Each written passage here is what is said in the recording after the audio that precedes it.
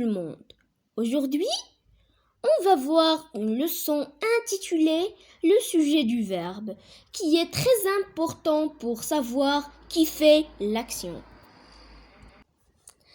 Alors, je vais vous donner les 5 très importantes choses à savoir sur cette leçon. La première chose à savoir sur cette leçon, c'est que le sujet du verbe est le mot ou le groupe de mots qui indique de qui ou de quoi parle le verbe.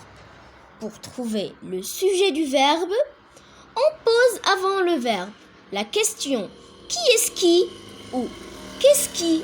Par exemple, ces ouvriers creusent des trous. Qui est-ce qui creuse des trous? Ces ouvriers. Ces ouvriers sont le sujet. Ce trou est énorme. Qui est-ce qui est énorme? Ce trou est le sujet du verbe.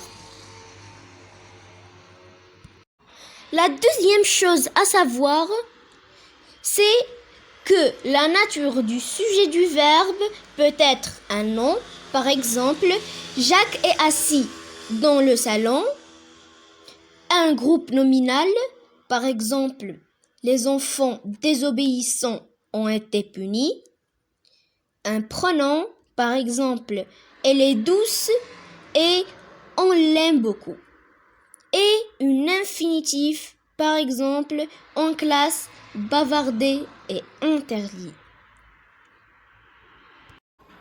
La troisième chose à savoir, c'est que je, tu, il, elle, on, nous, vous, il et elle sont des pronoms sujets du verbe. Comme tous les pronoms, ils remplacent un nom ou un groupe nominal. On les utilise souvent pour ne pas répéter le nom ou le groupe nominal. Par exemple, cette jeune fille est très occupée. Elle travaille tout le temps.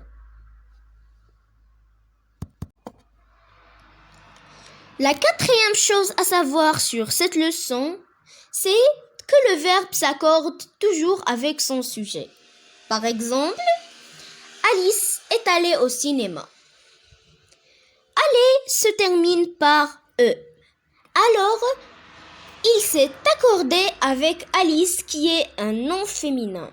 Donnons un autre exemple. Alain et Alice sont allés au cinéma.